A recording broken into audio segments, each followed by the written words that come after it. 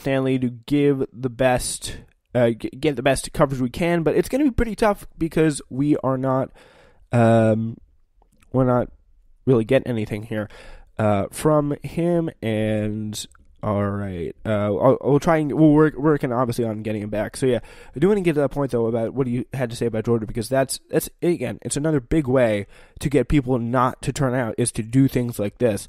And it seems like they're becoming largely pretty effective at it, and it's a very disciplined operation that Republicans can use to suppress the vote and stop people like upstart candidates who would really normally win these situations from winning. And it's very, very disturbing that that's gaining so much traction. Yeah. Anyways, while we work on getting James back, we will, and we don't have too much time because we do have to have Rohan Pandey, who worked on flipping New Jersey 7th District from red to blue, on which should be pretty exciting to have him on with us. Hopefully he has better internet connection.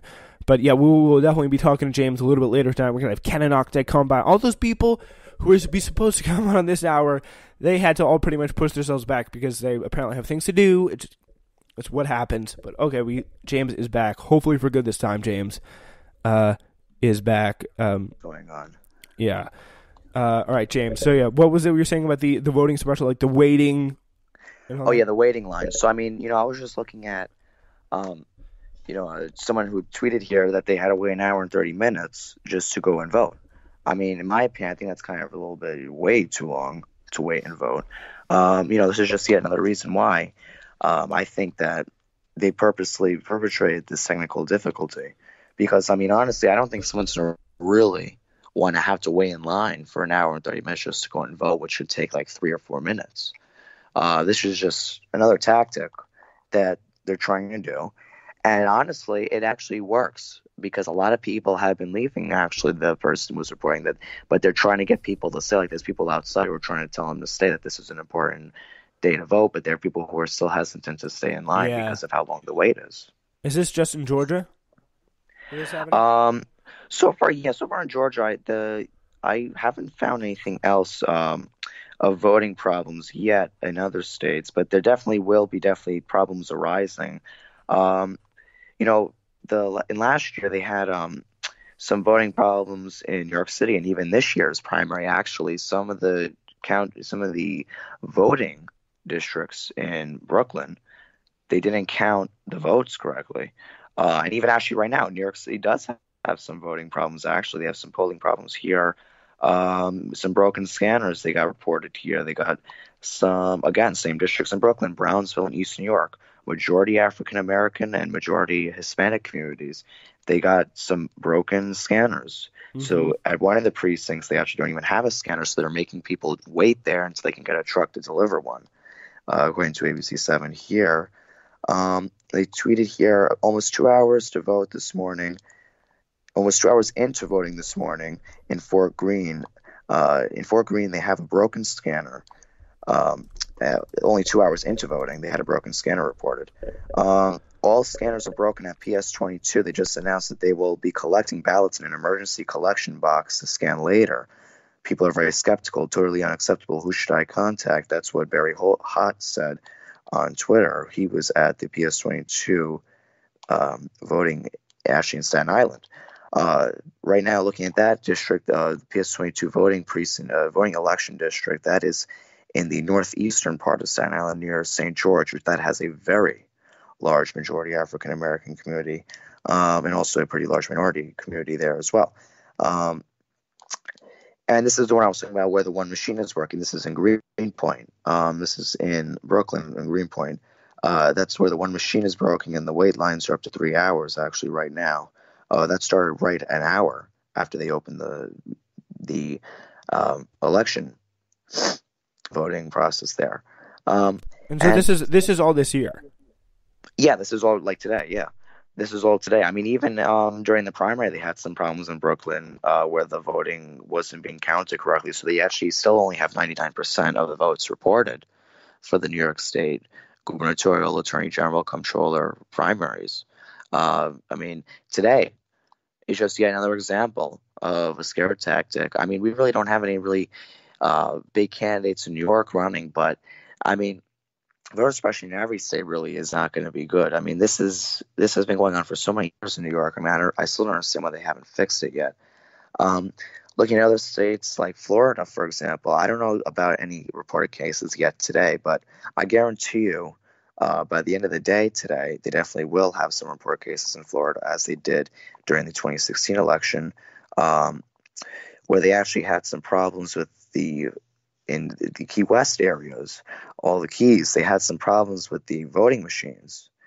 Um, and they fixed it, luckily. Unlike New York, they fixed it after 2 hours of it being reported, luckily, because there's only, I think, 6 polling places on the keys, so it's not a lot of running around for the mechanic to have to go and do. But Florida, I wouldn't be shocked if we are going to get any. Arizona as well. I think that we're probably going to have some problems there, as there actually was a rocky start in a town outside of Phoenix actually this morning. It was foreclosed upon the day before. It was not announced actually until yesterday that was going to be a voting site. So people were kind of like confused at where to go and vote. We are just to break in here. We are getting a little bit of problems of reports.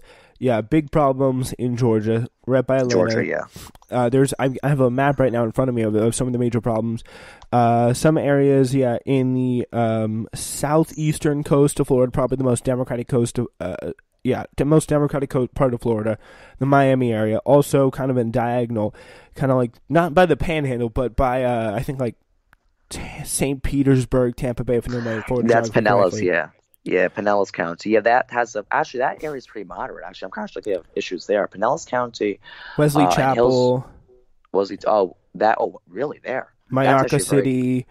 Those are conservative towns. Dover, Florida, Four Corners, Williams, Azalea Park. But then Azalea Park's liberal. Yeah, Azalea Park's liberal. Gresham Park, Georgia, Atlanta, Johns Creek. Those are all people reporting long wait times. Cleveland, Georgia. Those are some major ones. Cleveland, yeah. Cleveland, they have a very large liberal very large minority and very large Democrat population in that town. Yeah, so Cleveland, I've known for a while. They've had problems, not even just election. They've had problems also in the 2016 presidential election, if you know. They had some voting problems there as well, where the machines, again, weren't working. It seems like they purposely bring the broken machines to the districts that have majority Democrat counties for some reason. Shocking, yeah, and especially ones with minority votes. There's some problems. Yeah. Weehawken, New Jersey, has gone to a lot of provisional ballots, which is interesting. Another one is Superior, Colorado. Is there any major races going in Colorado that we need? Yeah, we got gubernatorial, and we got a lot of congressional districts. Superior, Colorado, let me search that. That might be in Colorado's 6th congressional district, where we got... that's Mike Kaufman and the Democrat. Mike Kaufman is in a D+5 district there. What's the name of the city again? Superior. Superior. That might be actually in the 6th congressional district. If it is, then I wouldn't really be shocked if they're having problems there, because that's going to be a very close race to watch. That is in... Well, they definitely do got the gubernatorial election, which that's going to be very big because the incumbent is not running, and that is going to be a very good pickup for a Democrat to win there. So that might be one of the other reasons why. That might be a pretty Democrat area. Many of the areas where they're getting hit hard by voting problems. And anywhere else really around Colorado as well. I remember in even Utah, they actually had some voting problems in Salt Lake City in 2016. Utah is not really a Democrat state, but they do have a pretty conservative area in Utah, which is really the entire state, but they also do have a pretty small majority of liberals in the areas of Salt Lake City and the suburbs. But in Colorado, Superior, Colorado, I don't believe is in the 6th congressional district. I believe that is a little bit... going to this map here, let me see.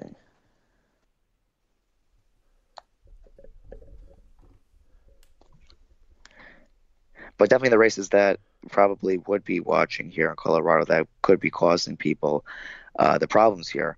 The gubernatorial race is probably one of the races that a Democrat could actually probably have a really nice win in, which might be one of the reasons why that area might have some voting problems because that area is a Democrat majority area that I do remember. Um, they are a part of the they actually are part of the second congressional district, which is actually the guy who's running for governor is the current representative, Jared Polis. He's the current representative of that area. So I'm actually kind of shocked about that. But also, I'm also not because that is um, right now, according to the RNC, that is a district that they would like to pick up this year. So I wouldn't really be shocked about this. But they haven't had a Republican representing this district since 1967. So that's going to be Yeah, so a hard pickup for them. we're definitely getting some reports of long wait times. 532% spike in searches for long wait times in Statesville, North Carolina, and Bluffton, North Carolina also has pretty high ones. But a very interesting concentration of high problems is a lot of places in New Jersey. There's a lot of issues in New Jersey, in all kind of in a very kind of concentrated spot. Also, we're taking a look at where they kind of pretty much where they had to use provisional ballots, voting machine problems, and long wait times. That's pretty much what we are focusing on right now. Uniondale, New York is seeing some problems, which is a little surprising.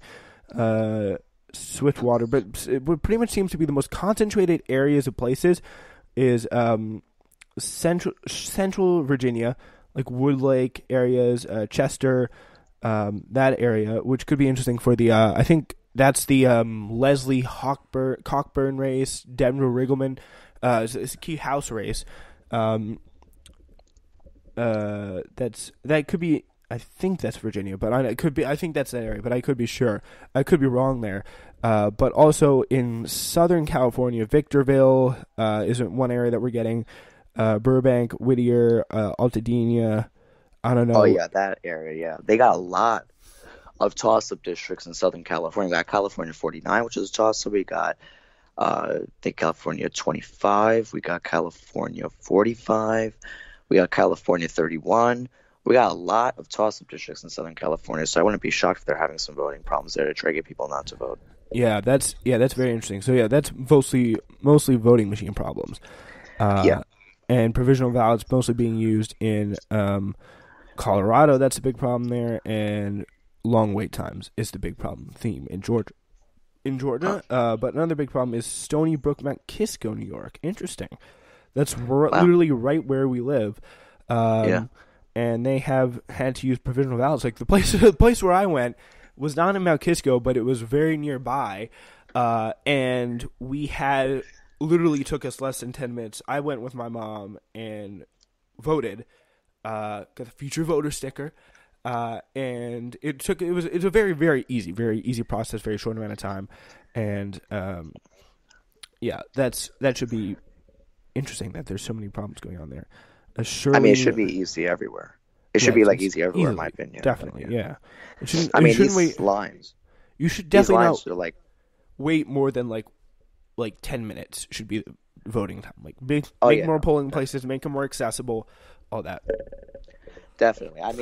If it works here, then it should work everywhere. The equipment that they have in the other states is actually going to, like with the provisional poll, isn't it? The provisional ballot, that in New Jersey they're having, and also in Colorado, that is going to take a long time to count. It's harder, it's longer. It's easier just to have it with the machine, because when I go and vote with my parents as well, they just sign on a piece of paper. They tell their name, they sign, they get their ballot, they go and they vote, they put it through the machine, they wait like 2 seconds, then it says if it's good or bad. It usually always says it's good. I've never had a problem where it says it's bad. But just looking at these things with long wait lines, machines broken, it doesn't really make sense to me why we still have these problems. It's not new technology. The technology is getting better. It's getting easier to use with these type of things. It doesn't make sense to me why it's going to be even harder to go and vote than it was back in like 1970 when they didn't even have the computer. You would just write on the ballot, you would circle who you want to vote for, you put it in there, and they would have humans counting it. So, and that was easier. It seems like than using the computers when the computers are made to be easier. They make it seem like the computers are made to be harder when they really shouldn't be. Yeah, it definitely seems like there could be a lot better effort put in with that kind of stuff because it's some sort of like an investment